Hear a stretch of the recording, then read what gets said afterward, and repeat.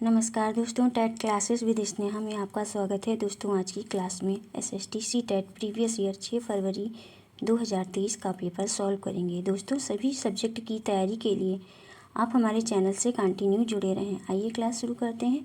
Question है, कुषाणों ने किन निम्नलिखित शक्तिशाली केंद्रों से शासन किया है? ए ऑप्शन है पेशावर और मावला, बी ऑप्शन है पेशावर और मथुरा, सी ऑप्शन है पेशावर और वाराणसी, डी ऑप्शन है पेशावर और उज्जैन। फर्स्ट का कौन सा ऑप्शन सही हो जाएगा दोस्तों? फर्स्ट का बी ऑप्शन सही हो जाएगा, पेशावर और मथुरा। कुषाणों ने पेशावर और मथुरा नामक शक्तिशाली केंद्रों पर शासन किया। इस वंश का सबसे प्रतापी शासक कनिष्क था। सम्राट कनिष्क ने पाकिस्तान के आधुनिक पेशावर को अपनी पहली राजधानी बनाया। नेक्स्ट क्वेश्चन है दोस्तों, सेकंड क्वेश्चन है, निम्नलिखित कथनों ए, बी और सी को पढ़ें और सही विकल्प का चयन करें दोस्तों। ए ऑप्शन है पूरा पाषाण काल 20 लाख साल पहले से 12,000 साल पहले के दौरान माना जाता है, और बी ऑप्शन है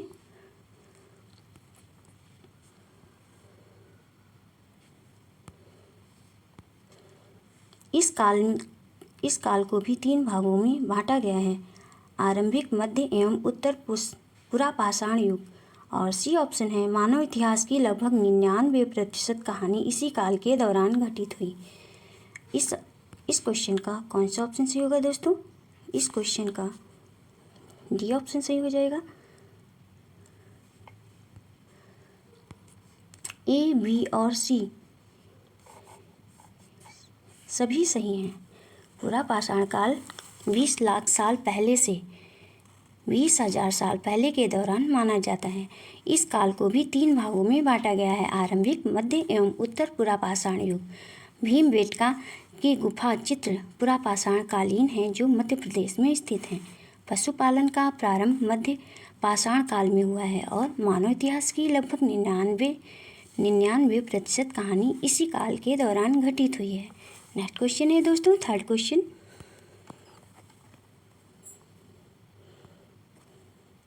क्वेश्चन है, कथनों ए तथा बी को पढ़ें तथा सही विकल्प का चुनाव करें दोस्तों। ए है मनसब मुगलों द्वारा चलाई गई एक श्रेणी व्यवस्था थी जिसके जरिए पद, वेतन और सैन्य उत्तरदायित्व निर्धारित किए जाते थे। बी है मनसबदारों की सैन्य उत्तरदायित्व का निर्धारण एक संख्या पर निर्भर था जिसे जात कहा जाता था। बताइए दोस्तों, इस क्वेश्चन का कौन सा ऑप्शन सही हो जाएगा? इस क्वेश्चन का ए ऑप्शन सही हो जाएगा। ए सही है परंतु बी गलत है। मनसबदारी व्यवस्था एक विशिष्ट प्रशासनिक व्यवस्था थी जिसका प्रचलन मुगल शासक अकबर ने सन 1575 ईस्वी में किया था। मनसब मुगलों द्वारा चलाई गई एक श्रेणी व्यवस्था थी जिसके जरिए पद, वेतन और सैन्य उत्तरदायित्व निर्धारित किए जाते थे। मनसब शब्द का अर्थ होता है श्रेणी या फिर पद। इस व्यवस्था के अंतर्गत 33 वर्ग थे। अकबर ने शासन के 40वें वर्ष जात एवं सवार जैसी दोहरी व्यवस्था लागू की थी। नेक्स्ट क्वेश्चन है दोस्तों, फोर्थ क्वेश्चन है, निम्नलिखित में से किस स्थान पर अशोक के अभिलेख ग्रीक और अरमाइक भाषाओं में पाया गया है?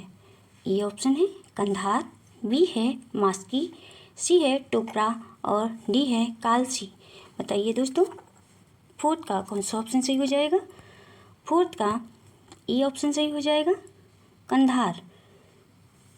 कंधार नामक स्थान पर अशोक के अभिलेख ग्रीक और अरमाइक भाषाओं में पाए गए हैं। नेक्स्ट क्वेश्चन है दोस्तों, फिफ्थ क्वेश्चन है, गोंड राज्य गढ़कटंगा में 70,000 गांव थे। इसे उल्लेखित किया गया है। ए ऑप्शन है उयांकोन उदयार के अभिलेख में, बी ऑप्शन है अकबरनामा में, सी ऑप्शन है बुरंजी नामक ऐतिहासिक कृतियों में, और डी ऑप्शन क्या है दोस्तों? डी ऑप्शन है अंग्रेजी ईस्ट इंडिया कंपनी के गुमारते विलियम मैथवर्ल्ड के वर्णन में। बताइए दोस्तों कौन सा ऑप्शन सही होगा इस क्वेश्चन का? इस क्वेश्चन का बी ऑप्शन सही हो जाएगा, अकबरनामा में। गोंड राज्य गढ़कटंगा में 70,000 गांव थे, इसे अकबरनामा में उल्लेखित किया गया है। गोंड एक प्रकार की जनजाति थी जो झूम खेती करती थी। गढ़कटंगा एक समृद्ध राज्य था। यहाँ के निवासी जंगली हाथियों को पकड़कर और अन्य राज्यों में निर्यात करके बहुत सारा धन कमाते थे, अर्जित करते थे। बुरंजी असमिया भाषा में लिखी हुई ऐतिहासिक कृतियाँ हैं। अहोम राज्य सभा के पुरातत्व लेखों का संकलन बुरंजी में हुआ है। नेक्स्ट क्वेश्चन है दोस्तों सिक्स्थ क्वेश्चन है निम्नलिखित अभिकथन ए और कारण आर पर विचार करें। ए है स्थानीय जनजाति लोगों द्वारा पुरी उड़ीसा के जगन्नाथ की काष्ठ प्रतिमा बनाई जाती है। और नेक्स्ट है आर, जगन्नाथ मूलतः एक स्थानीय देवता थे जिन्हें आगे चलकर विष्णु का रूप मान लिया गया है। सही विकल्प चुनिए दोस्तों। सही विकल्प कौन सा ऑप्शन से हो जाएगा इस क्वेश्चन का? इस क्वेश्चन का ई ऑप्शन सही हो जाएगा, पुरी। इस क्वेश्चन का ए ऑप्शन सही होगा दोस्तों। ए और आर दोनों सही हैं और ए की आर सही व्याख्या करता है। पुरी उड़ीसा में जगन्नाथ का संप्रदाय जगन्नाथ का शाब्दिक अर्थ है दुनिया का मालिक, जो विष्णु भगवान का पर्यायवाची है। अब तक जगन्नाथ की काष्ठ प्रतिमा स्थानीय जनजाति लोगों द्वारा बनाई जाती है, जिससे यह तात्पर्य निकलता है कि जगन्नाथ मूलतः एक स्थानीय देवता थे जिन्हें आगे चलकर विष्णु का रूप मान लिया गया है। नेक्स्ट क्वेश्चन है दोस्तों सेवंथ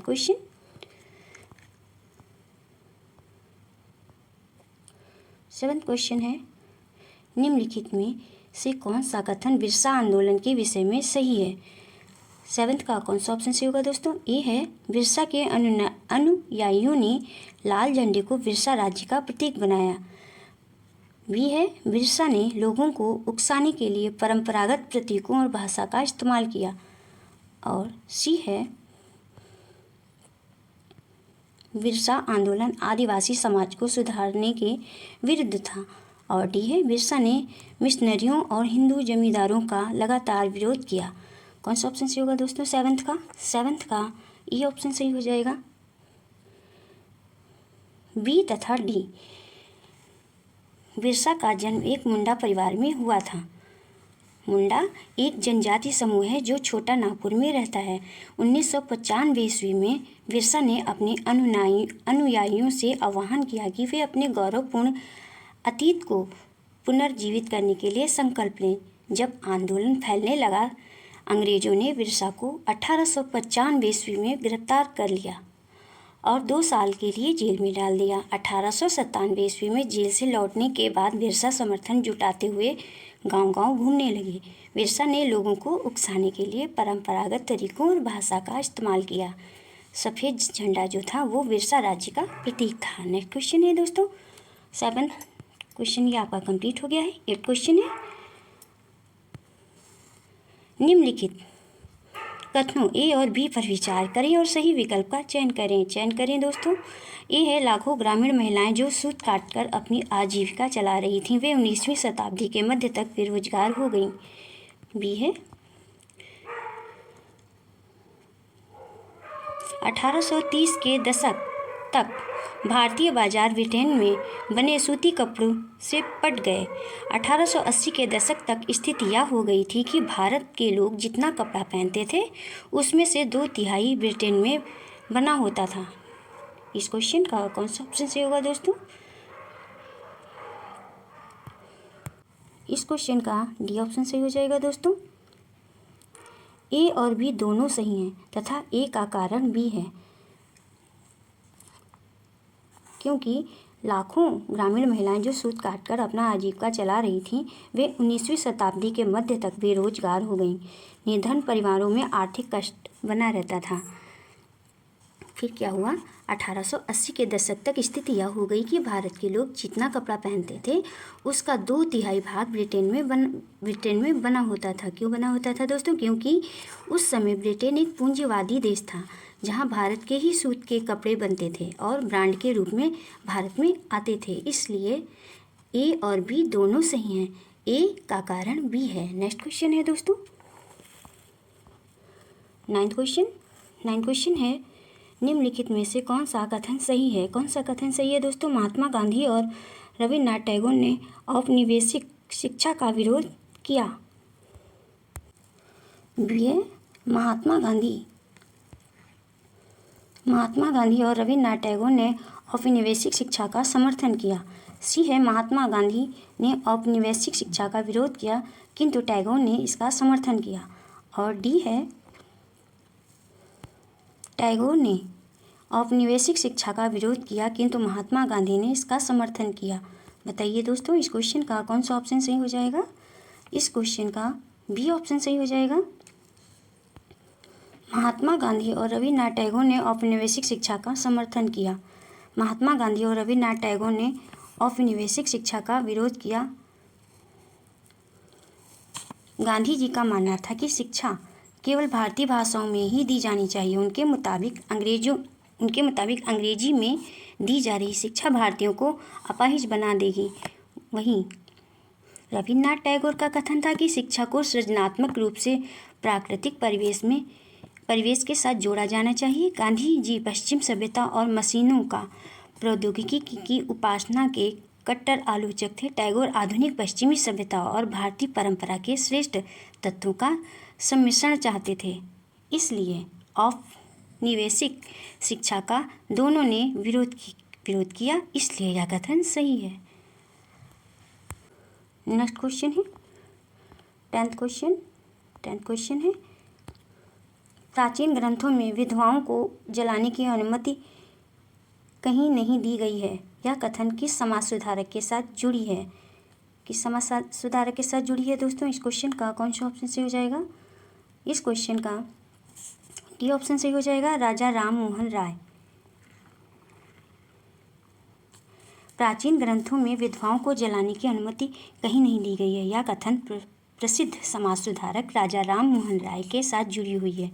इन्हें भारतीय पुनर्जागरण का अग्रदूत और आधुनिक भारत का जनक कहा जाता है। इन्होंने बाल विवाह, सती प्रथा, जातिवाद, कर्मकांड, पर्दा प्रथा आदि का भरपूर विरोध किया है। नेक्स्ट क्वेश्चन है दोस्तों 11th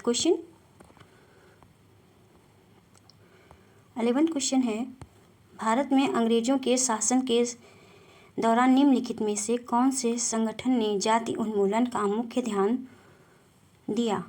ए ऑप्शन है सनातन धर्म सभा, बी ऑप्शन है एशियाटिक सोसाइटी, सी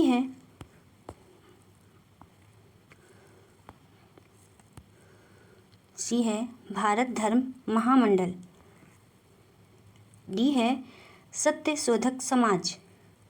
बताइए दोस्तों, इस क्वेश्चन का कौन सा ऑप्शन सही हो जाएगा? इस क्वेश्चन का डी ऑप्शन सही हो जाएगा, सत्य शोधक समाज। भारत में अंग्रेजों के शासन के दौरान सत्य शोधक समाज नामक संगठन ने जाति उन्मूलन पर मुख्य ध्यान दिया। सत्य शोधक समाज नामक संगठन की स्थापना सन 1873 में ज्योतिबा फुले द्वारा किया गया था। यह एक छोटे से समूह के रूप में शुरू हुआ था। नेक्स्ट क्वेश्चन है दोस्तों 12th क्वेश्चन है, टीपू सुल्तान द्वारा अंग्रेजों का विरोध के संदर्भ में कथन ए एक कथन बी को पढ़ें तथा सही उत्तर चुने दोस्तों। ए है अपनी मृत्यु तक टीपू सुल्तान अंग्रेजों के विरुद्ध लड़ते रहे। बी है उसने अंग्रेजों की सांस्कृतिक परंपराओं का विरोध किया। इस क्वेश्चन का कौन सा ऑप्शन सही होगा दोस्तों? सी ऑप्शन सही हो जाएगा, दोनों। ए एवं बी सही है। अपनी मृत्यु तक टीपू सुल्तान अंग्रेजों के विरुद्ध लड़ते रहे। नेक्स्ट क्वेश्चन है 13 क्वेश्चन है poverty and un British rule in India नामक पुस्तक के लेखक थे। कौन लेखक थे दोस्तों? ए है ए.ओ. ह्यूम, बी ऑप्शन है बदरुद्दीन तैयबजी और सी ऑप्शन है रोमेश चंद्र दत्त और डी ऑप्शन है दादा भाई नौरोजी। बताइए दोस्तों कौन सा ऑप्शन सही होगा इस क्वेश्चन का? इस क्वेश्चन का डी ऑप्शन सही हो जाएगा, Dadabhai Naoroji. Poverty and un British rule in India नामक पुस्तक के लेखक दादा भाई नौरोजी थे। इन्हें grand old man of India और भारत ने अनौपचारिक राजदूत के रूप में भी इन्हें जाना जाता है। यह एक भारतीय राजनीतिक नेता भी थे और एक व्यापारी और विद्वान भी थे। ये लेखक भी थे दोस्तों। नेक्स्ट क्वेश्चन है दोस्तों 14 क्वेश्चन है किन किन देशों के राजनेता गुटनिरपेक्ष आंदोलन का हिस्सा थे? ए ऑप्शन है भारत, यूगोस्लाविया, इंडोनेशिया, घाना, मिस्र और बी ऑप्शन है Bharat, America, Britain, France, Spain. C option है Bharat, Rome, Poland, Hungary, Romania और डी ऑप्शन है भारत, पाकिस्तान, बांग्लादेश, श्रीलंका, चीन। बताइए दोस्तों 14 का कौन सा ऑप्शन सही होगा? 14 का ए ऑप्शन सही हो जाएगा, भारत, यूगोस्लाविया, इंडोनेशिया, घाना, मिस्र। इन सभी देशों के राजनेता गुटनिरपेक्ष आंदोलन के हिस्सा थे। गुटनिरपेक्ष आंदोलन की स्थापना औपनिवेशिक व्यवस्था के पतन के दौरान हुई थी। यह वह दौर था जब नए नए देश औपनिवेशिक गुलामी से आज़ाद हो रहे थे। नेक्स्ट क्वेश्चन है दोस्तों 15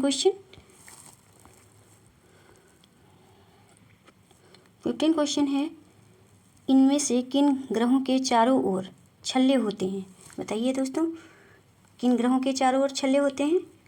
ए है बृहस्पति, बी है शनि, सी है यूरेनस और डी है नेपच्यून।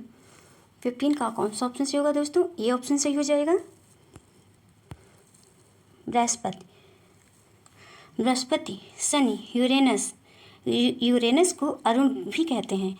इन सभी ग्रहों के चारों ओर छल्ले होते हैं। बृहस्पति यह सौरमंडल का सबसे बड़ा ग्रह है। यह अपने अक्ष पर सबसे तीव्र गति से घूमता रहता है। बृहस्पति के कुल उपग्रहों की संख्या 95 है। बृहस्पति का उपग्रह गैनीमेड सौरमंडल का सबसे बड़ा उपग्रह है। नेक्स्ट क्वेश्चन है दोस्तों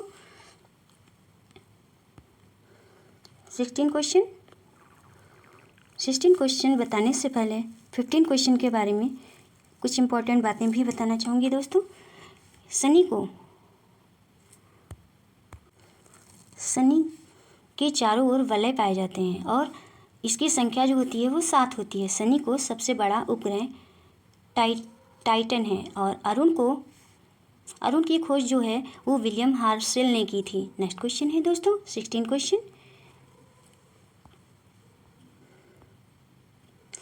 क्वेश्चन है भारतीय मानक समय किस मानक यामोत्तर पर आधारित है? 16 का कौन सा ऑप्शन सही होगा दोस्तों? 16 का सी ऑप्शन सही हो जाएगा। नेक्स्ट क्वेश्चन है 17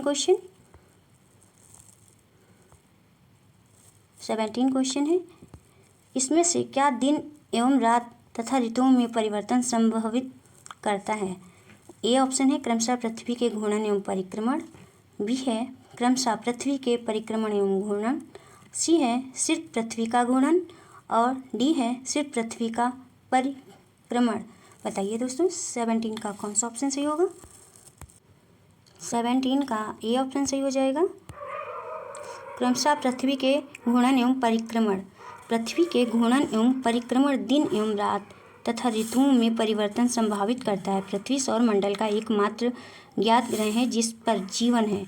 जल की उपस्थिति के कारण इसे नीला ग्रह भी कहा जाता है। पृथ्वी एकमात्र उपग्रह चंद्रमा है। पृथ्वी का एकमात्र उपग्रह चंद्रमा है। यह अपने अक्ष पर 23.5 डिग्री अंश पर झुकी हुई है। यह सूर्य के चारों ओर 29.8 किलोमीटर प्रति सेकंड के वेग से चक्कर लगाती है। नेक्स्ट क्वेश्चन है दोस्तों 18 क्वेश्चन है पृथ्वी लगभग 24 घंटे में अपने अक्ष 360 डिग्री पर घूम जाती है, अर्थात वहाँ 1 घंटे में 15 डिग्री घूमती है। इस प्रकार जब ग्रीनविच में दोपहर के 12 बजते हैं तब ग्रीनविच से 30 डिग्री पूर्व में समय होगा। क्या समय होगा दोस्तों? 18 का ए ऑप्शन सही हो जाएगा। 2 PM यानी 2 के अपराह्न यानी दोपहर के 2 बजेंगे। पृथ्वी लगभग 24 घंटे में अपने अक्ष पर 360 डिग्री पर घूम जाती है, मतलब कि वह 1 घंटे में 15 डिग्री घूमती है। इस प्रकार जब ग्रीनविच में दोपहर के 12 बजते हैं तब ग्रीनविच से 30 डिग्री पूर्व में समय दोपहर के 2 बजेंगे। नेक्स्ट क्वेश्चन है दोस्तों 19वां क्वेश्चन, 19 क्वेश्चन है। अंडमान और निकोबार द्वीप समूह में निम्न में से किस प्रकार के वन पाए जाते हैं? ए ऑप्शन है आर्द्र पर्णपाती वन, बी ऑप्शन है शुष्क पर्णपाती वन, सी ऑप्शन है शीतोष्ण वन और उपयुक्त विकल्प का चयन करें दोस्तों। इस क्वेश्चन का कौन सा ऑप्शन सही हो जाएगा? इस क्वेश्चन का ए ऑप्शन सही हो जाएगा दोस्तों, केवल ए। अंडमान और निकोबार द्वीप समूह में आर्द्र पर्णपाती वन पाए जाते हैं। यह भारत का एक केंद्र शासित प्रदेश है। यह बंगाल की खाड़ी के दक्षिण में हिंद महासागर में स्थित है। यह कई छोटे बड़े द्वीपों से मिलकर बना हुआ है। इसकी राजधानी पोर्ट ब्लेयर है। नेक्स्ट क्वेश्चन है दोस्तों 20 क्वेश्चन।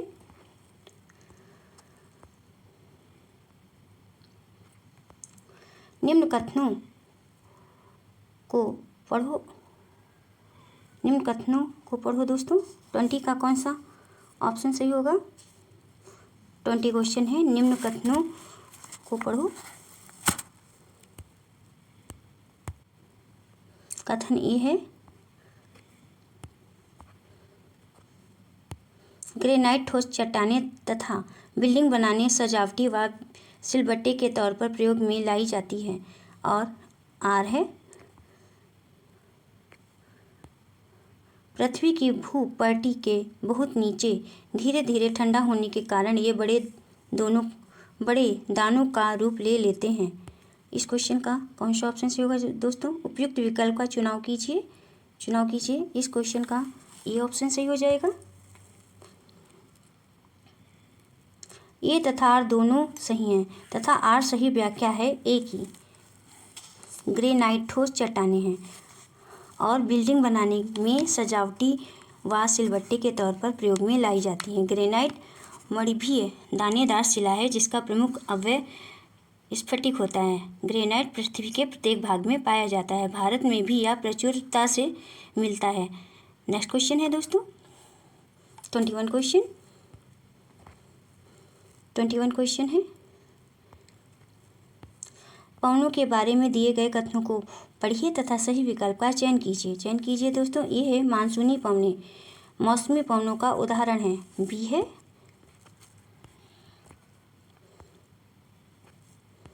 मौसमी पवनें वर्ष भर लगातार निश्चित दिशा में चलती रहती हैं। और सी है स्थल व समुद्री समीर स्थायी पवनों के उदाहरण हैं। इस क्वेश्चन का कौन सा ऑप्शन सही होगा दोस्तों?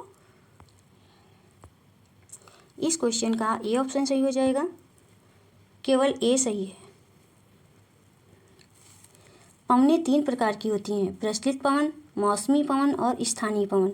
मौसमी पवन वह पवन है जिसकी प्रवाहित होने की दिशा समय या मौसम के अनुसार परिवर्तित हो जाती है। स्थल, समुद्री व मानसूनी पवनें मौसमी पवनों के उदाहरण होते हैं। नेक्स्ट क्वेश्चन है 22 क्वेश्चन है। संघनन के संदर्भ में निम्न कथनों को पढ़िए।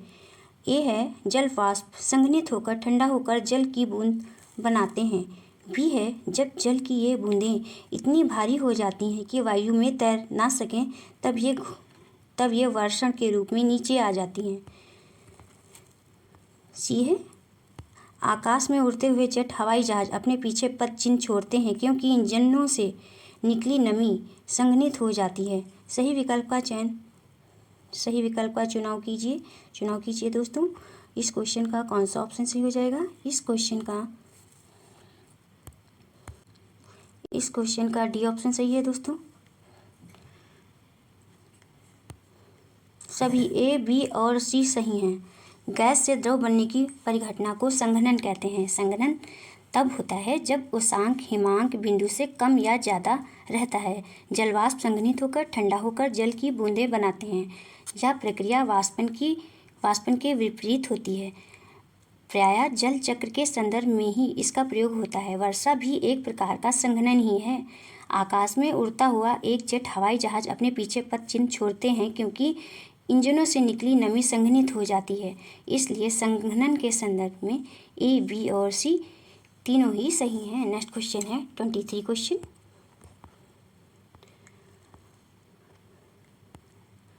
तिब्बती एंटीलोप का शिकार इसके ऊन शहतूत के लिए किया जाता है क्योंकि ए ऑप्शन है यह वजन में हल्का होता है, बी है यह अत्यधिक गर्म होता है, सी है यह जानवर बहुत अधिक संख्या में पाया जाता है। 23 का कौन सा ऑप्शन सही होगा दोस्तों?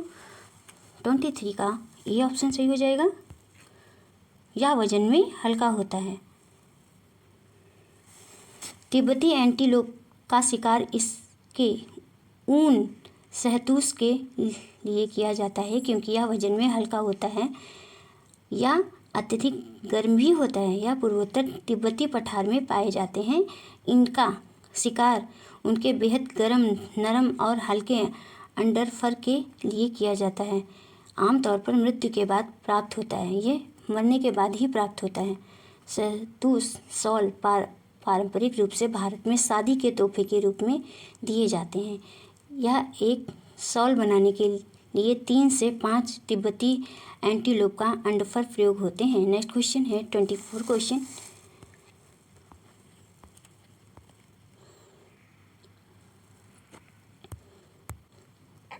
का ए ऑप्शन सही होगा दोस्तों, ए और बी।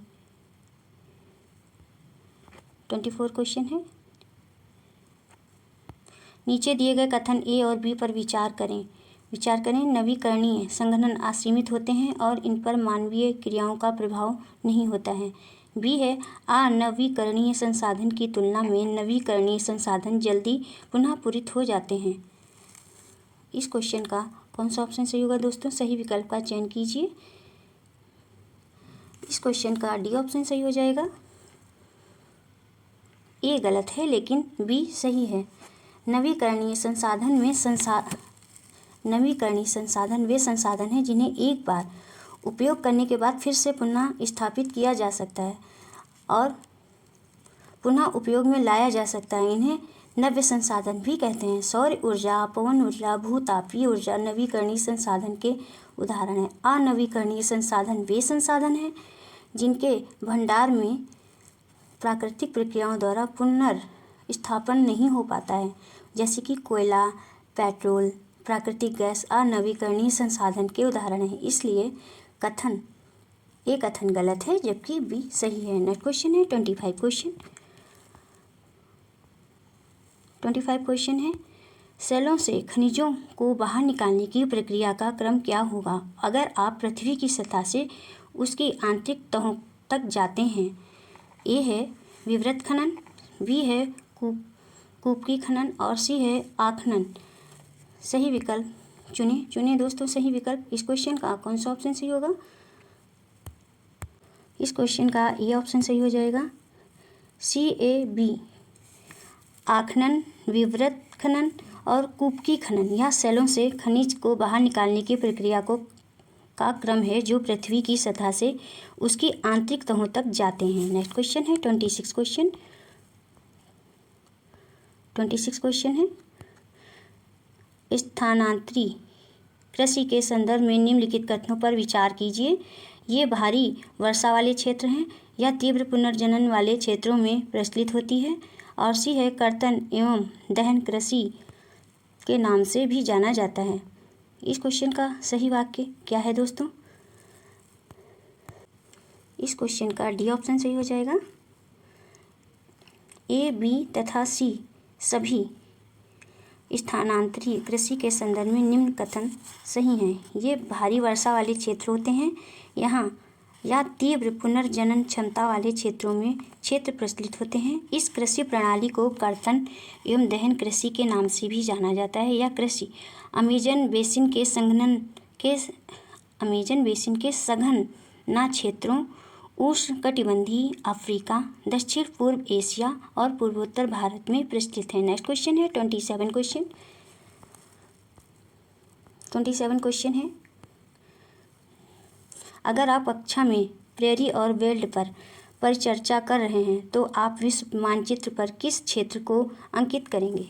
ए है संयुक्त राज्य अमेरिका और दक्षिण अमेरिका क्रमशः, दक्षिण अमेरिका और कनाडा क्रमशः। सी है अमेजन बेसिन दक्षिण अफ्रीका क्रमशः, कनाडा और दक्षिण अफ्रीका क्रमशः। बताइए दोस्तों इस क्वेश्चन का कौन सा ऑप्शन सही होगा? इस क्वेश्चन का डी ऑप्शन सही हो जाएगा, कनाडा और दक्षिण अफ्रीका क्रमशः।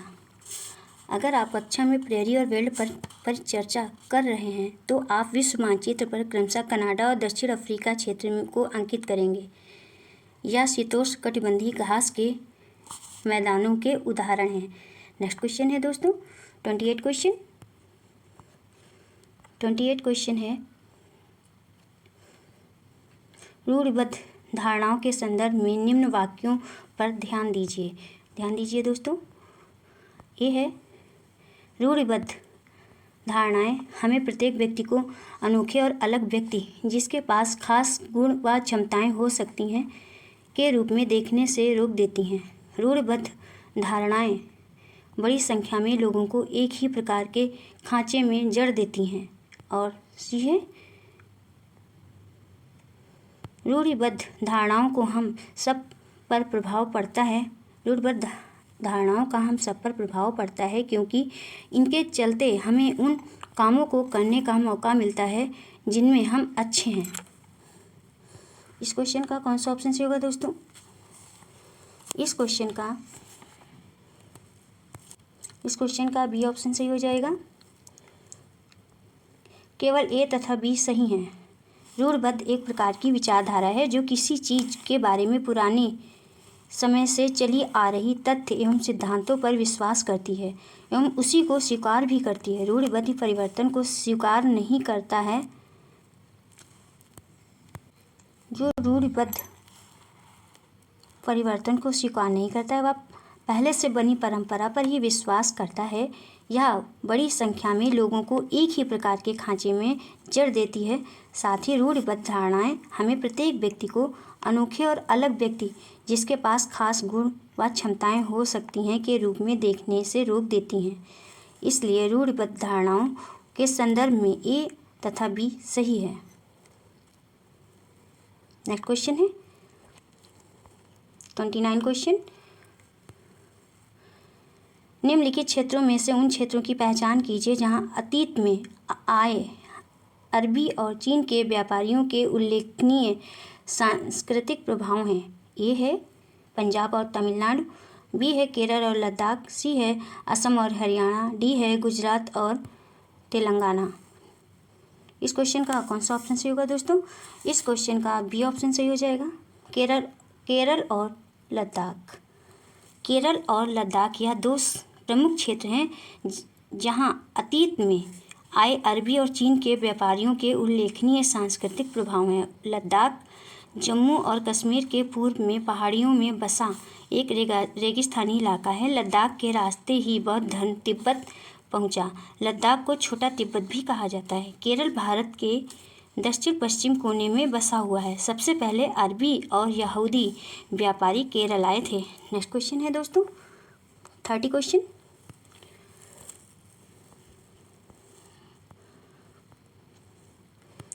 है भारत के राष्ट्रपति का चुनाव किसके द्वारा होता है? किसके द्वारा होता है दोस्तों? 30 का कौन सा ऑप्शन सही होगा? सी ऑप्शन सही हो जाएगा, निर्वाचक मंडल द्वारा अप्रत्यक्ष चुनाव। भारत के राष्ट्रपति का चुनाव निर्वाचक मंडल द्वारा अप्रत्यक्ष चुनाव के द्वारा होता है। भारतीय राष्ट्रपति का चुनाव एक निर्वाचक मंडल के माध्यम से किया जाता है जिसमें राज्यसभा, लोकसभा और राज्यों की विधानसभाओं के निर्वाचित सदस्य रहते हैं। चुनाव का आयोजन भारतीय चुनाव आयोग ईसी द्वारा किया जाता है। नेक्स्ट क्वेश्चन है दोस्तों नेक्स्ट क्वेश्चन है 31 क्वेश्चन।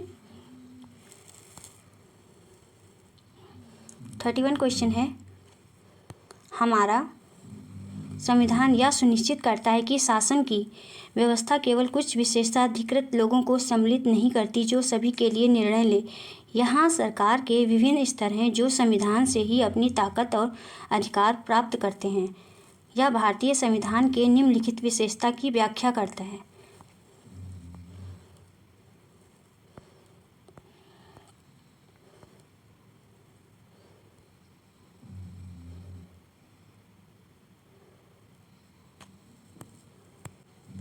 ए है संघवाद, बी है शक्तियों का बंटवारा, सी है धर्मनिरपेक्षता और डी है संसदीय शासन।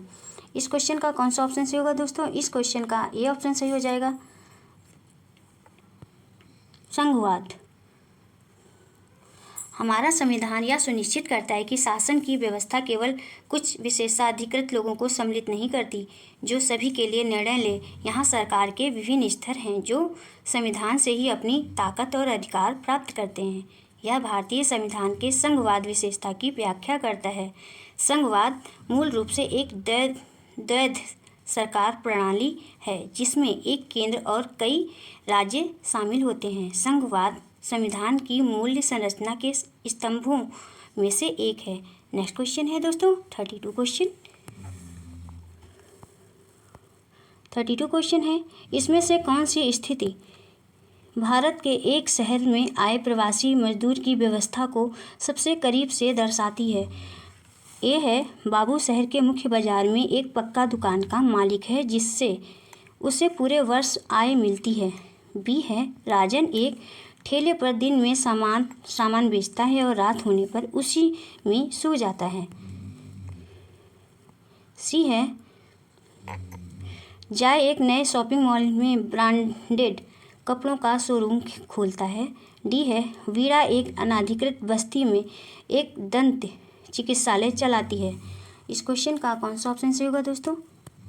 इस क्वेश्चन का बी ऑप्शन सही हो जाएगा, राजन एक ठेले पर दिन में सामान बेचता है और रात होने पर उसी में सो जाता है। राजन एक उसी में सो जाता है। यह स्थिति भारत के एक शहर में आए प्रवासी मजदूर की अवस्था को सबसे करीब से दर्शाती है। अपने मूल निवास स्थान से दूर आंतरिक अथवा अंतर्राष्ट्रीय सीमाओं के पार लोगों की आवाजाही को प्रवासन कहते हैं। नेक्स्ट क्वेश्चन है दोस्तों 33 क्वेश्चन। 33 क्वेश्चन है, दादन व्यवस्था के संदर्भ में निम्न कथनों पर विचार करें। ए है यह व्यवस्था भारत में बड़े उद्योगों में प्रचलित है। बी है इसमें व्यापारी कच्चा माल देता है और उसे तैयार माल प्राप्त होता है। सी है इसमें बुनकर अधिकतर अपने घर या कार्यशाला में कार्य करते हैं। सही विकल्प का चयन कीजिए दोस्तों। इस ऑप्शन का कौन सा इस क्वेश्चन का कौन सा ऑप्शन सही होगा? इस क्वेश्चन का सी ऑप्शन सही हो जाएगा। बी तथा सी दोनों सही हैं। दादन व्यवस्था में बुनकरों और व्यापारियों के बीच एक दातव्य संबंध स्थापित होता है जिसमें व्यापारी कच्चा माल देता है और उससे तैयार माल प्राप्त होता है। यह दादन व्यवस्था भारत के अधिकांश क्षेत्रों में बुनाई उद्योगों में प्रचलित है। इसमें बुनकर अधिकतर अपने घर या कार्यशाला में कार्य करते हैं, इसलिए बी और सी कथन सही है। नेक्स्ट क्वेश्चन है 34 क्वेश्चन है, एक विरोध प्रदर्शन के दौरान पुलिस द्वारा हेक्टर पीटरसन की हत्या की घटना किस ऐतिहासिक संघर्ष से जुड़ी हुई है? ए ऑप्शन है अमेरिका में रंगभेद के खिलाफ संघर्ष। बी है नेपाल में राजतंत्र के खिलाफ संघर्ष। सी है दक्षिण अफ्रीका में रंगभेद नीति के खिलाफ संघर्ष और डी है अल्जीरिया में उपनिवेशवाद के खिलाफ संघर्ष। इस क्वेश्चन का कौन सा ऑप्शन सही होगा दोस्तों? इस क्वेश्चन का सी ऑप्शन सही हो जाएगा। दक्षिण अफ्रीका में रंगभेद नीति के खिलाफ संघर्ष। एक विरोध प्रदर्शन के दौरान पुलिस द्वारा हेक्टर पीटरसन की हत्या की घटना दक्षिण अफ्रीका में रंगभेद नीति के खिलाफ संघर्ष से जुड़ी हुई है। रंगभेद प्रणाली ने लोगों को उनकी त्वचा के रंग के आधार पर विभाजित करने का कार्य किया। इसी रंगभेद प्रणाली के कारण ही अब आज श्वेत लोगों को मतदान के अधिकार से वंचित रखा गया। रंगभेद व्यवस्था ने उपनिवेशवाद और जातिवाद के चरम को दर्शाया। नेक्स्ट क्वेश्चन है दोस्तों 35 क्वेश्चन। 35 क्वेश्चन है, हिंदू उत्तराधिकार अधिनियम द्वारा 2005 निम्नलिखित में से किस कारण हेतु लैंगिक समानता की ओर एक कदम है? इस क्वेश्चन का ए ऑप्शन है, यह बेटियों को विवाह के बाद भी पैतृक कुल नाम रखने का अधिकार देता है। बी है, यह बेटियों को पिता की संपत्ति पर अधिकार दिलाता है। सी है, यह सबसे बड़ी संतान लड़का या लड़की को पिता का उत्तराधिकारी मानता है। और डी है, यह केवल गैर विवाहित बेटियों का पिता के जमीन पर अधिकार मानता है। इस क्वेश्चन का कौन सा ऑप्शन सही होगा दोस्तों? इस क्वेश्चन का बी ऑप्शन सही हो जाएगा। यह बेटियों को पिता की संपत्ति पर अधिकार दिलाता है। हिंदू उत्तराधिकार अधिनियम धारा 2005 के अनुसार यह बेटियों को पिता की संपत्ति पर अधिकार दिलाता है। सितंबर 2005 में 1956 के अधिनियम में संशोधन के बाद से वर्ष 2005 से महिलाओं को संपत्ति विभाजन के लिए सहदायिक के रूप में मान्यता दी गई है। इस अधिनियम की धारा 6 में संशोधन किया गया था ताकि यह सहदायक की पुत्री को भी जन्म से सहदायिका बनाया जा सके और लैंगिक समानता की ओर एक महत्वपूर्ण कदम भी था ये। नेक्स्ट क्वेश्चन है 36 क्वेश्चन।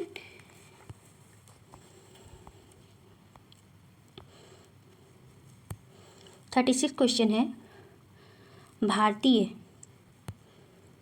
डैश में क्या फिल करेंगे दोस्तों? के दिन को याद करने के लिए गणतंत्र दिवस मनाते हैं। भारतीय किसको याद रखने के लिए गणतंत्र दिवस मनाते हैं दोस्तों? ये ऑप्शन है, भारत के पहले आम चुनाव को। बी है, भारत की स्वतंत्रता को। और सी है, संविधान के लागू होने को। और डी ऑप्शन है, संविधान का लेखन पूरा होने। इस क्वेश्चन का कौन सा ऑप्शन सही होगा दोस्तों? इस क्वेश्चन का सी ऑप्शन सही हो जाएगा। भारतीय संविधान, सी ऑप्शन सही होगा दोस्तों इस क्वेश्चन का, संविधान के लागू होने। भारतीय संविधान के लागू होने के दिन को याद करने के लिए गणतंत्र दिवस मनाते हैं। भारतीय संविधान की मूल संरचना भारत सरकार अधिनियम 1935 पर आधारित है। भारत का संविधान 26 नवंबर 1949 को औपचारिक रूप से अंगीकृत किया गया था। नेक्स्ट क्वेश्चन है दोस्तों 37 क्वेश्चन। 37 क्वेश्चन है, राम्या एक बेकरी में सहयोगी कर्मी के रूप में काम करती है। उसे उसके मालिक का महंगा मोबाइल फ़ोन चुराने के झूठे आरोप में अभियुक्त बनाया जाता है, परंतु वह अपनी खराब आर्थिक स्थिति के चलते अपने बचाव के लिए वकील नहीं कर पाती है। उसके केस का प्रतिनिधित्व करने के लिए भारतीय संविधान के किस अनुच्छेद के अनुसार राज्य द्वारा वकील किया जाएगा? बताइए दोस्तों, इस क्वेश्चन का कौन सा ऑप्शन सही होगा? इस क्वेश्चन का बी ऑप्शन सही हो जाएगा। आर्टिकल 39 ए, अनुच्छेद 39 ए। भारत के संविधान के भाग 4 अनुच्छेद 36 से 51 में राज्य के नीति निर्देशक सिद्धांत शामिल हैं। यह आयरलैंड के संविधान से लिया गया है। 42वें संविधान संशोधन 1976 के द्वारा अनुसूचित 39 यानी अनुच्छेद जो है वो 39 ए में कहा गया है, राज्य गरीबों को निःशुल्क कानूनी सहायता प्रदान करेगा। इसलिए दिए गए प्रश्न में भी राम्या को अपने ऊपर लगे झूठे आरोप को सही साबित करने के लिए अनुच्छेद 39 ए के तहत राज्य द्वारा वकील किया जाएगा। नेक्स्ट क्वेश्चन है दोस्तों 38 क्वेश्चन।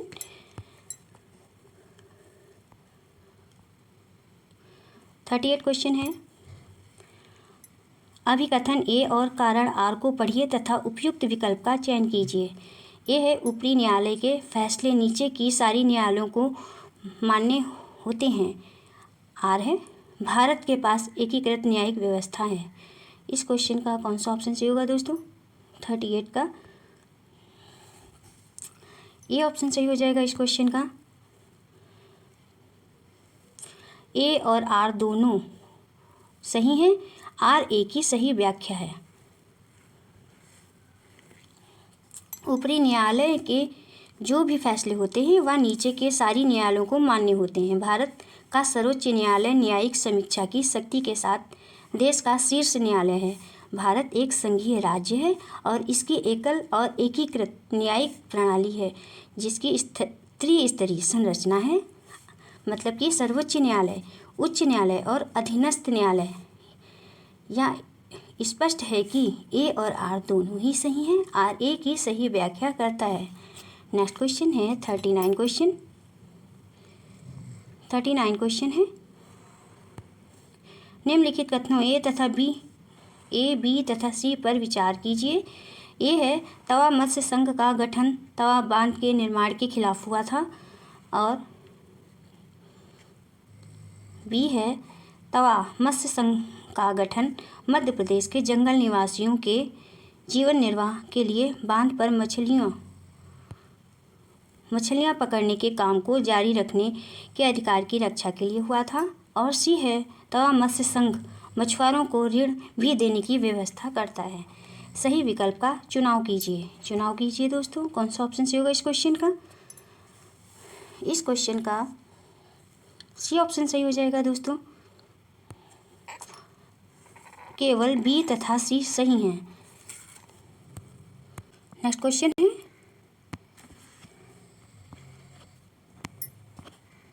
40 क्वेश्चन है, जनजातीय भाषाओं के बारे में दिए गए निम्न कथनों को पढ़ें दोस्तों। संथाली भाषा का अपना बड़ी मात्रा में प्रकाशन होता है जिसमें इंटरनेट पर पत्रिकाएं भी शामिल हैं। बी है जनजातीय भाषाएं संस्कृत से बिल्कुल अलग हैं और संभवतः उतनी ही पुरानी हैं। सही विकल्प का चुनाव कीजिए दोस्तों। इस क्वेश्चन का कौन सा ऑप्शन सही होगा? इस क्वेश्चन का सी ऑप्शन सही हो जाएगा। बोथ यानी ए तथा बी दोनों सही हैं। नेक्स्ट क्वेश्चन है 41 क्वेश्चन, निम्नलिखित स्तंभों का मिलान कीजिए। कॉलम एक्स है, कॉलम एक्स में सामाजिक विज्ञान अधिगम के तरीके दिए हैं और कॉलम वाई में विवेचन या अर्थ है। क्वेश्चन को देख लीजिए दोस्तों। इसका मिलान किस प्रकार करेंगे? सही विकल्प का चुनाव कीजिए। इस क्वेश्चन का बी ऑप्शन सही हो जाएगा दोस्तों। इस क्वेश्चन का बी ऑप्शन सही हो जाएगा। इस प्रकार मिलान करेंगे। व्यवहारवादी का मिलान करेंगे। सीमित कौशल और तथ्यों का संचय।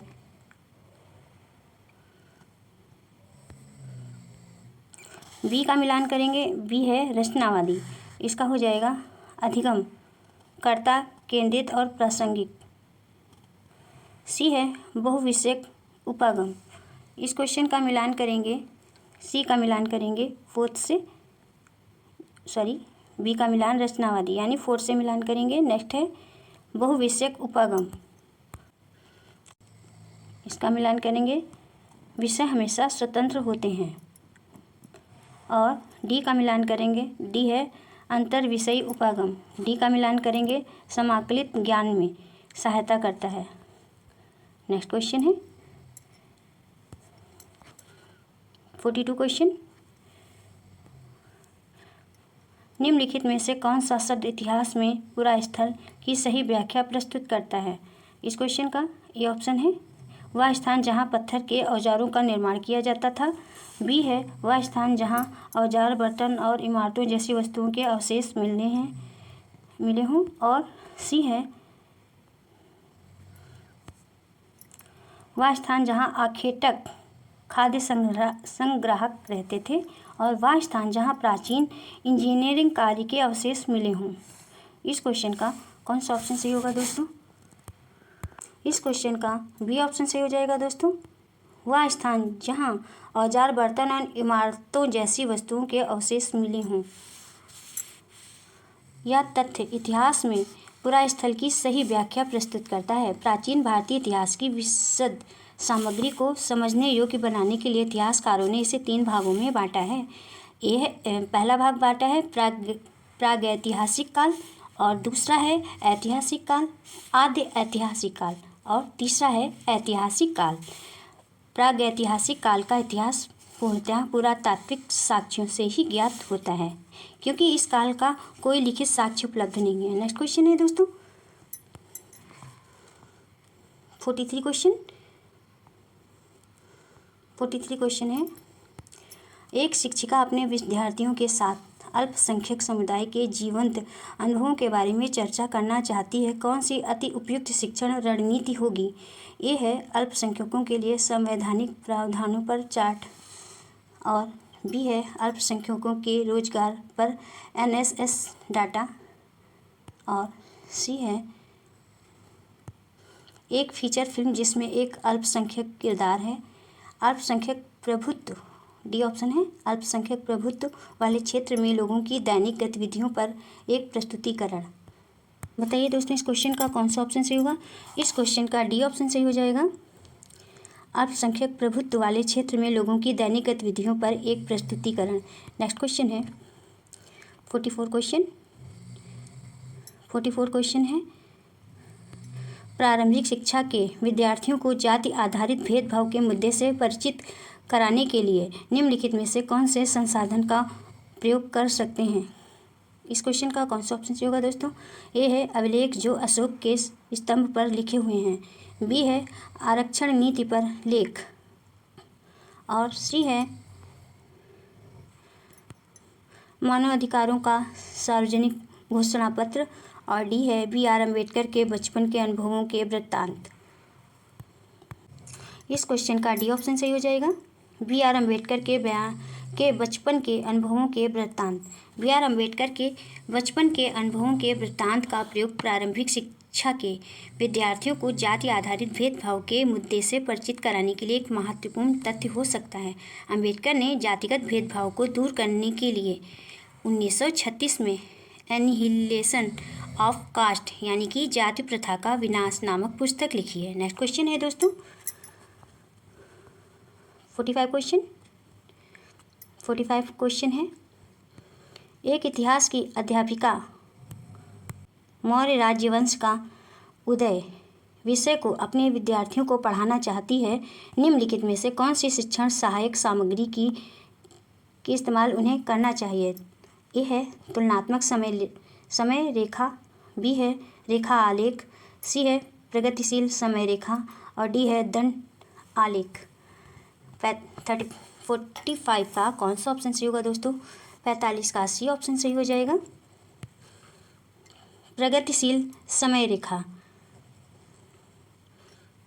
एक इतिहास की अध्यापिका मौर्य राजवंश का उदय विषय को अपने विद्यार्थियों को पढ़ाना चाहती है। इसके लिए उसे प्रगतिशील समय रेखा शिक्षण सहायक सामग्री का प्रयोग करना चाहिए। प्रगतिशील समय रेखा भारतीय इतिहास की समय रेखा है जिसमें भारत और उसके पूर्ववर्ती राज्यों में महत्वपूर्ण कानूनी और क्षेत्रीय परिवर्तन और राजनीतिक घटनाओं को शामिल किया गया है। नेक्स्ट क्वेश्चन है दोस्तों 46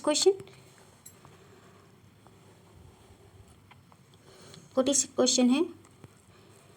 विविधता के बारे में पढ़ाने के लिए वृत्त चित्र प्रासंगिक है अगर शिक्षक उसका प्रयोग डैश के लिए करता है। ए है एक अनजान भौगोलिक स्थान में जीवन के अनुभव उपलब्ध कराने के लिए विद्यार्थियों के मनोरंजन, और सी है अन्य अपने जीवन में कैसे जीते हैं उन अजीब से तरीकों को दिखाने के लिए, और व्याख्यान विविध की एक रास्ता को भंग करने के लिए। इस क्वेश्चन का कौन सा ऑप्शन सही होगा दोस्तों? इस क्वेश्चन का ए ऑप्शन सही हो जाएगा, एक अनजान भौगोलिक स्थान में जीवन के अनुभव उपलब्ध कराने। विविधता के बारे में पढ़ाने के लिए वृत्त चित्र प्रासंगिक है अगर शिक्षक इसका प्रयोग एक अनजान भौगोलिक स्थान में जीवन के अनुभव उपलब्ध कराने के लिए करता है। विविधता से आशय यहाँ पर यह है कि अलग अलग प्रकार के धर्म, बोली, भाषा और समाज जैसे भारत एक विविधतावादी राष्ट्र है। मतलब कि यह विभिन्न प्रकार की बोलियाँ, यहाँ पे विभिन्न प्रकार की बोलियाँ, भाषा और सभ्यताएं, अनेक धर्म और जातियाँ मिलती हैं। नेक्स्ट क्वेश्चन है दोस्तों 47 क्वेश्चन है। एक 7वीं कक्षा की सामाजिक विज्ञान अध्यापिका अपने विद्यार्थियों को ग्राम पंचायत के दफ्तर के दौरे पर ले जाती हैं। इस शिक्षण विधि के क्या फ़ायदे हैं? ए है विषय के बारे में प्रत्यक्ष जानकारी जुटाना। बी है विषय के बारे में अतिरिक्त जानकारी देने का प्रभावी तरीका। और सी है स्कूली जीवन का सामुदायिक जीवन से संपर्क स्थापित करना। और डी है घटनाओं और घटनाक्रम को दर्ज करने की रूपरेखा प्रदान करना। इस क्वेश्चन का सही उचित विकल्प चुनिए दोस्तों। कौन सा ऑप्शन सही होगा इस क्वेश्चन का? इस क्वेश्चन का बी ऑप्शन सही हो जाएगा। ए, बी और सी। विषय के बारे में अतिरिक्त जानकारी देने का प्रभावी तरीका, विषय के बारे में प्रत्यक्ष जानकारी जुटाना, स्कूली जीवन का सामुदायिक जीवन से संपर्क स्थापित करना या साइट विजिट के प्रमुख लाभ हैं, जिसके अंतर्गत एक 7वीं कक्षा की सामाजिक विज्ञान अध्यापिका अपने विद्यार्थियों को ग्राम पंचायत के दफ्तर के दौरे पर ले जाती है। बच्चों को विषय के अतिरिक्त ज्ञान देने से उनके मौलिक और तार्किक चिंतन का विकास होता है। एनसीएफ 2005 के अनुसार बच्चों को बाह्य परिवेश से जोड़कर रखना चाहिए। नेक्स्ट क्वेश्चन है 48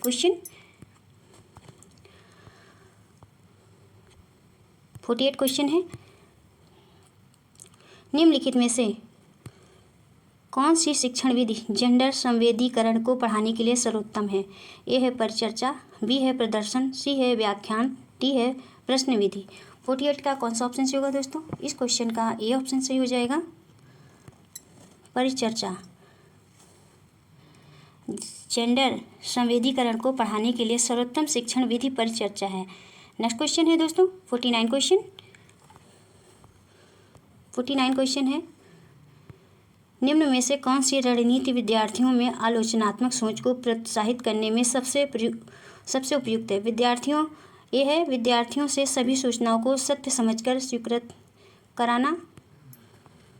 और बी है विद्यार्थियों से अध्यापक के सारे मतों को स्वीकृत कराना। सी है विद्यार्थियों को पक्षपात पहचानने में मदद करना। और डी है विद्यार्थियों को परिस्थिति को सिर्फ एक नज़रिए से देखना सिखाना। इस क्वेश्चन का कौन सा ऑप्शन सही होगा दोस्तों? इस क्वेश्चन का सी ऑप्शन सही हो जाएगा, विद्यार्थियों को पक्षपात पहचानने में मदद करना। नेक्स्ट क्वेश्चन है 50 क्वेश्चन। निम्नलिखित में से कौन सी सामाजिक विज्ञान शिक्षण विधि विद्यार्थियों की प्रस्ताव करने की, तार्किक बहस करने की, जवाबी तर्क देने की और तथ्यों या विचारों को प्रस्तुत करने की क्षमता को विकसित करती है? ए है वाद विवाद, बी है परिचर्चा, सी है क्षेत्र कार्य और डी है परियोजना कार्य। इस क्वेश्चन का कौन सा ऑप्शन सही होगा दोस्तों? इस क्वेश्चन का ए ऑप्शन सही हो जाएगा, वाद विवाद। वाद विवाद सामाजिक विज्ञान शिक्षण विधि विद्यार्थियों की प्रस्ताव करने की, तार्किक बहस करने की, जवाबी तर्क देने की और तथ्यों या विचारों को प्रस्तुत करने की क्षमता को विकसित करती है। वाद विवाद या बहस किसी विषय पर चर्चा की एक औपचारिक विधि है। नेक्स्ट क्वेश्चन है दोस्तों 51 क्वेश्चन है। सामाजिक विज्ञान की एक शिक्षिका अपनी कक्षा में सेलों की विशेषताएं विषय शुरू कर रही है। निम्न में से कौन सी गतिविधि उसके उद्देश्य हेतु सबसे अधिक महत्व रखती है? ए है पृथ्वी पर परतों को दर्शाते मॉडल को दिखाना व उस पर चर्चा करना। बी है पाठ्य पुस्तक में दी गई सेलों की विशेषताओं को पढ़ना एवं समझाना। सी है शिक्षार्थियों को उनके आसपास पाए जाने वाली सेलों को इकट्ठा करने के लिए कहना। डी है विभिन्न प्रकार की सेलों को लाना तथा इनका प्रयोग इन सेलों की विशेषताओं को पहचानने तथा तुलना करने में करना। इस क्वेश्चन का कौन सा ऑप्शन सही होगा दोस्तों? इस क्वेश्चन का डी ऑप्शन सही हो जाएगा। विभिन्न प्रकार की सेलों को लाना तथा इनका प्रयोग इन सेलों की विशेषताओं को पहचानने तथा तुलना करने में करना। नेक्स्ट क्वेश्चन है 52 क्वेश्चन। भारत के तटीय स्थल रूप बढ़ाते हुए राजस्थान के शिक्षक किस शैक्षणिक समस्या का सामना कर सकते हैं? ए है छात्रों के लिए संदर्भ बनाने में, बी है प्रकाशित सामग्री उपलब्ध कराने में, सी है छात्रों के मूल्यांकन में और डी क्या होगा दोस्तों? इस क्वेश्चन का कौन सा ऑप्शन सही होगा? डी है पाठ्यक्रम समय पर पूरा करने में। इस क्वेश्चन का कौन सा ऑप्शन सही होगा? इस क्वेश्चन का ए ऑप्शन सही हो जाएगा दोस्तों। छात्रों के लिए संदर्भ बनाने में भारत के तटीय स्थल रूप बढ़ाते हुए राजस्थान के शिक्षक छात्रों के लिए संदर्भ बनाने में शैक्षणिक समस्या का सामना कर सकते हैं, जैसे कि एक शिक्षा प्रणाली समावेशी नहीं है। दूसरा कारण ये हो सकता है, दूसरी समस्या पाठ्यक्रमों में व्यवहारिकता की कमी, और तीसरी समस्या हो सकती है स्कूल स्तर के आंकड़ों की अविश्वसनीयता, और चौथी समस्या हो सकती है शासन गुणवत्ता में कमी और शिक्षक प्रबंधन। पांचवी समस्या जो होगी वो शिक्षक प्रबंधन या शिक्षक की शिक्षा और प्रशिक्षण, स्कूल प्रशासन और प्रबंधन के स्तर में कमी हो सकती है। नेक्स्ट क्वेश्चन है 53 क्वेश्चन। 53 क्वेश्चन है सामाजिक विज्ञान पाठ्यचर्या में निम्नलिखित में से कौन सी विद्यमान बाधाएं हैं? ए है विद्यालयों में विद्यमान शिक्षण शास्त्रीय प्रथाएं, बी है अच्छा प्रदर्शन तथा उच्च अंक प्राप्त करने का दबाव, और सी है वैज्ञानिक अन्वेषण तथा कौशल निर्माण का अभाव। इस क्वेश्चन का कौन सा ऑप्शन सही होगा दोस्तों? इस क्वेश्चन का ए ऑप्शन सही हो जाएगा। ए तथा बी विद्यालयों में विद्यमान शिक्षण शास्त्रीय प्रथाएं और अच्छा प्रदर्शन तथा उच्च अंक प्राप्त करने का दबाव सामाजिक विज्ञान पाठ्यचर्या में विद्यमान बाधाएं हैं। इस प्रकार कथन ए और बी सही हैं। नेक्स्ट क्वेश्चन है दोस्तों 54 क्वेश्चन है प्रारंभिक विद्यालय के छात्रों के समक्ष भारत के राष्ट्रीय आंदोलन की चर्चा के लिए निम्न स्रोतों को उल्लिखित किया जा सकता है। ए है सेलुलर जेल के आधिकारिक दस्तावेज और पत्र, बी है शैल चित्रकला, सी है कबीर के दोहे और डी है अशोक स्तंभ। इस क्वेश्चन का कौन सा ऑप्शन सही होगा दोस्तों? इस क्वेश्चन का ए ऑप्शन सही हो जाएगा। सेलुलर जेल के आधिकारिक दस्तावेज और पत्र प्रारंभिक विद्यालय के छात्रों के समक्ष भारत के राष्ट्रीय आंदोलन की चर्चा के लिए सेलुलर जेल के आधिकारिक दस्तावेज और पत्र को लिखित किया जा सकता है। नेक्स्ट क्वेश्चन है तो दोस्तों 55 क्वेश्चन है सामाजिक विज्ञान की कक्षा में परियोजना विधि का प्रयोग करने का मुख्य उद्देश्य डैश में क्या फिल करेंगे दोस्तों? ए ऑप्शन है विद्यार्थियों को सामाजिक विज्ञान के सैद्धांतिक ज्ञान के निर्माण में संलग्न करना, बी है सामाजिक विज्ञान कक्षा में शिक्षण समय बचाना, और सी है सामाजिक विज्ञान शिक्षक का भार कम करना, और डी है विद्यार्थियों को वास्तविक जीवन में सामाजिक समस्याओं की जांच में संलग्न करना। बताइए दोस्तों इस क्वेश्चन का कौन सा ऑप्शन सही हो जाएगा? इस क्वेश्चन का डी ऑप्शन सही हो जाएगा। विद्यार्थियों को वास्तविक जीवन में सामाजिक समस्याओं की जांच में संलग्न करना। सामाजिक विज्ञान की कक्षा में परियोजना विधि का प्रयोग करने का मुख्य उद्देश्य विद्यार्थियों को वास्तविक जीवन में सामाजिक समस्याओं की जांच में संलग्न करना है। सामाजिक विज्ञान के प्रभावी शिक्षण अधिगम को सुनिश्चित करने में परियोजना विधि का योगदान होता है। जैसे किस प्रकार होता है? जैसे कि व्यक्तिगत को व्यवहारिक ज्ञान प्रदान करना, शिक्षार्थियों को व्यवहारिक ज्ञान प्रदान करना, सीखने वाले को खोजकर्ता में बदल देता है और वास्तविक जीवन के साथ सीखने से संबंधित होता है। नेक्स्ट क्वेश्चन है दोस्तों 56 56 क्वेश्चन है, निम्नलिखित प्रश्न में कौन सी ज्ञानात्मक प्रक्रिया का आकलन होता है? भारतीय संविधान की मुख्य विशेषताएं क्या हैं? क्या हैं दोस्तों? ए है स्मरण, बी है मूल्यांकन, सी है विश्लेषण और डी है सृजन। 56 का कौन सा ऑप्शन सही होगा दोस्तों? 56 का ए ऑप्शन सही हो जाएगा, स्मरण। स्मरण में ज्ञानात्मक प्रक्रिया का आकलन होता है। यह भारतीय संविधान की मुख्य विशेषताएं हैं। स्मरण मीन्स याद करना। मनोविज्ञान में अतीत से जानकारी या घटनाओं को पुनः प्राप्त करने का कार्य, जबकि सूचना को पुनः प्राप्त करने में मदद करने के लिए एक विशिष्ट संकेत की कमी होती है। स्मरण करने के महत्वपूर्ण याद रखने की महत्वपूर्ण जो विधियां हैं, जैसे कि खंड विधि, प्रगतिशील विधि और क्रिया विधि, पूर्ण विधि, मिश्रित विधि, ये विधियां हैं याद करने की। नेक्स्ट क्वेश्चन है 57 क्वेश्चन।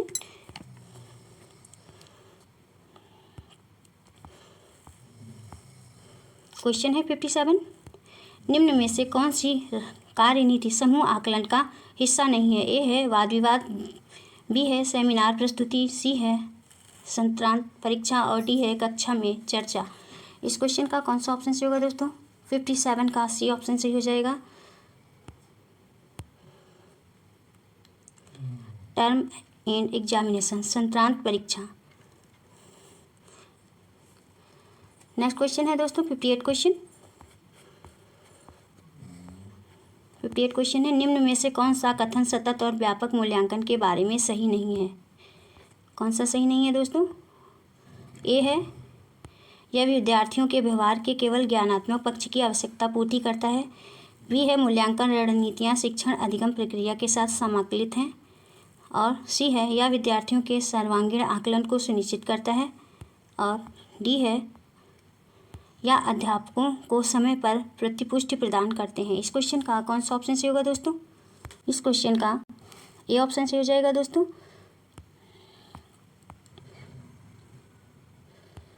यह विद्यार्थियों के व्यवहार के केवल ज्ञानात्मक पक्ष की आवश्यकता पूर्ति करता है। सतत और व्यापक मूल्यांकन विद्यार्थियों के व्यवहार के केवल संज्ञानात्मक पक्ष की आवश्यकता की पूर्ति करता है। यह सही नहीं है, जबकि सतत और व्यापक मूल्यांकन के बारे में मूल्यांकन रणनीतियाँ शिक्षण अधिगम प्रक्रिया के साथ समाकलित हैं। यह विद्यार्थियों के सर्वांगीण आकलन को सुनिश्चित करता है और यह अध्यापकों को समय पर प्रतिपुष्टि भी प्रदान करता है। ये सभी सही हैं। सतत और व्यापक मूल्यांकन का अर्थ है छात्रों के विद्यालय आधारित मूल्यांकन की प्रणाली, जिसमें छात्र के विकास के सभी पक्ष शामिल होते हैं। नेक्स्ट क्वेश्चन है दोस्तों 59 क्वेश्चन। 59 क्वेश्चन है, लोकतंत्र विषय को शुरू करने से पहले एक अध्यापिका कक्षा में इससे संबंधित प्रश्न पूछती है। वो किस तरह का आकलन कर रही है? पूर्व अवधारणा का आकलन, बी है योगात्मक आकलन, सी है नैदानिक आकलन और डी है रचनात्मक आकलन। बताइए दोस्तों इस क्वेश्चन का कौन सा ऑप्शन सही होगा? इस क्वेश्चन का ए ऑप्शन सही हो जाएगा, पूर्व अवधारणा का आकलन। लोकतंत्र विषय को शुरू करने से पहले एक अध्यापिका कक्षा में इससे संबंधित प्रश्न पूछती है। वह पूर्ण अवधारणा का आकलन करना चाहती है। सीखने के आकलन का अभ्यास शिक्षकों द्वारा उनकी शिक्षण अधिगम प्रक्रिया के दौरान किया जाता है। इसका मुख्य उद्देश्य शिक्षार्थियों की सुविधा के अनुसार शिक्षण में सुधार और सीखने में वृद्धि करता है। नेक्स्ट क्वेश्चन है दोस्तों 60 क्वेश्चन। यह आज की क्लास का लास्ट क्वेश्चन है। एक अच्छी तरह से डिजाइन किया गया पोर्टफोलियो डैश होना चाहिए। ए ऑप्शन है उद्देश्यपूर्ण और व्यवस्थित, बी है विद्यार्थियों के प्रदत्त कार्यों और गतिविधियों को प्रतिबंधित करने वाला, और सी है विद्यार्थियों के एक लंबी समय अवधि के काम का संचयन। सही विकल्प का चुनाव कीजिए दोस्तों। इस क्वेश्चन का कौन सा ऑप्शन सही होगा? इस क्वेश्चन का डी ऑप्शन सही हो जाएगा, ए, बी तथा सी।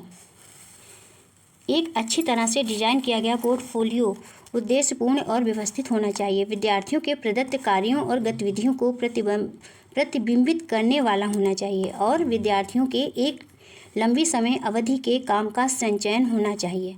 पोर्टफोलियो एक प्रकार का रिपोर्ट कार्ड या फाइल होता है जिसमें विद्यार्थियों की शैक्षिक और गैर शैक्षिक सभी तरह की जानकारी को क्रमबद्ध तरीके से एकत्रित करके रखा जाता है।